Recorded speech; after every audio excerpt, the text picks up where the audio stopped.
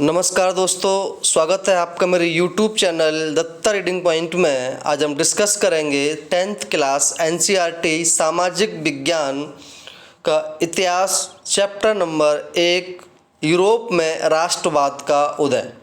अभी तक हमने चैप्टर को लाइन टू लाइन पढ़ा। आज हम इसकी समरी पढ़ेंगे, समरी से जानेंगे पूरा का पूरा इतिहास। और यहाँ पढ़ेंगे हम एक कॉन्सेप्ट मैप यानी कि मानचित्र के द्वारा। चलिए शुरू करते हैं। शुरू करने से पहले अगर आप नए हैं तो सबसे पहले आप इसे सब्सक्राइब कर लीजिए ताकि आपको और भी क्वेश्चन आंसर्स मिल सकें। इस वीडियो के बाद में इस चैप्टर के आपको क्वेश्चन आंसर प्रोवाइड करा दूंगा। चलिए,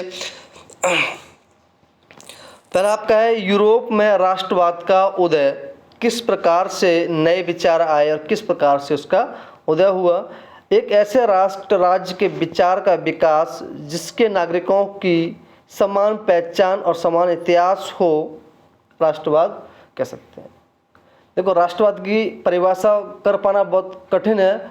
हालांकि अलग अलग लोगों ने अलग अलग तरीके अपने कॉन्सेप्ट इसको समझाया है। हम बात करते हैं कि किस किस तरह से ये विचार उद्भव हुए। एक क्रांति हुई, फ्रांसीसी क्रांति 1789 में। नेपोलियन की नागरिक संहिता 1804, वियना संधि 1805, उदारवादी क्रांति 1848, जर्मनी का निर्माण, उसके बाद इटली का एकीकरण। वहीं अगर हम बात करते उदारवादी राष्ट्रवाद दो प्रकार से पनपा। एक था आपका राजनीतिक क्षेत्र में, दूसरा आपका था आर्थिक क्षेत्र में।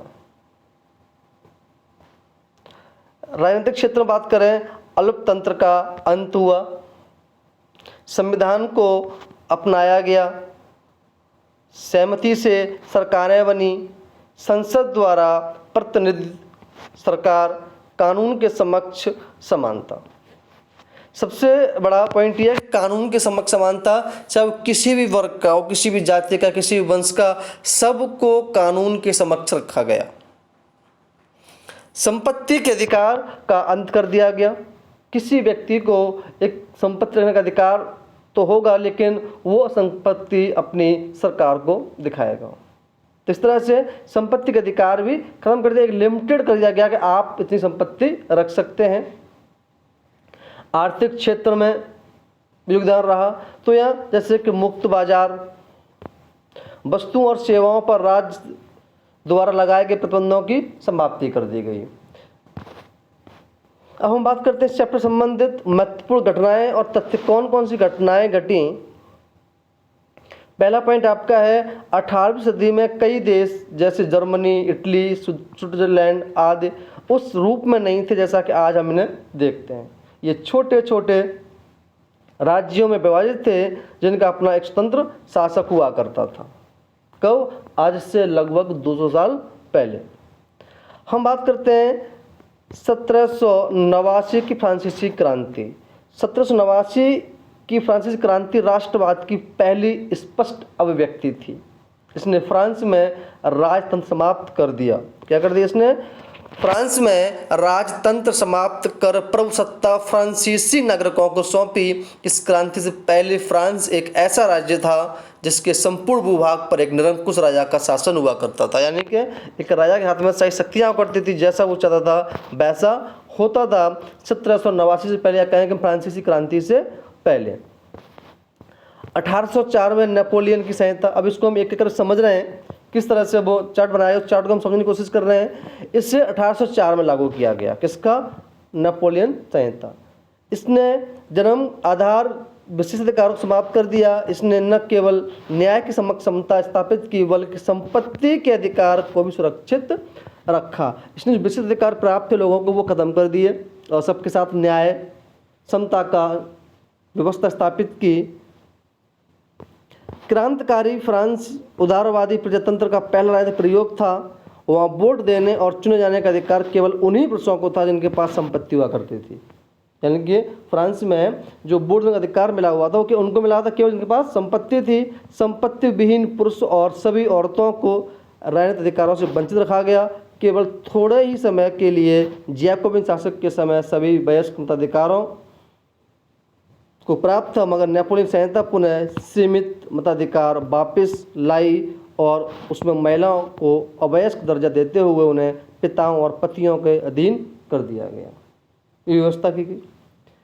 फिर आपका आया वियना कांग्रेस 1815 ईस्वी में। 1815 में ब्रिटेन, प्रसा, रूस, ऑस्ट्रेलिया जैसी यूरोपीय शक्ति जिन्होंने मिलकर नेपोलियन को हराया था और के प्रतिनिधित्व यूरोप के लिए एक समझौता तैयार करने के लिए वियना में इकट्ठा हुए, जिसकी अध्यक्षता ऑस्ट्रिया के चांसलर ड्यूक मेटरनिख ने की। 1861 में इमैनुअल द्वितीय को एकीकृत इटली का राजा घोषित कर दिया गया। कब? 1861 में।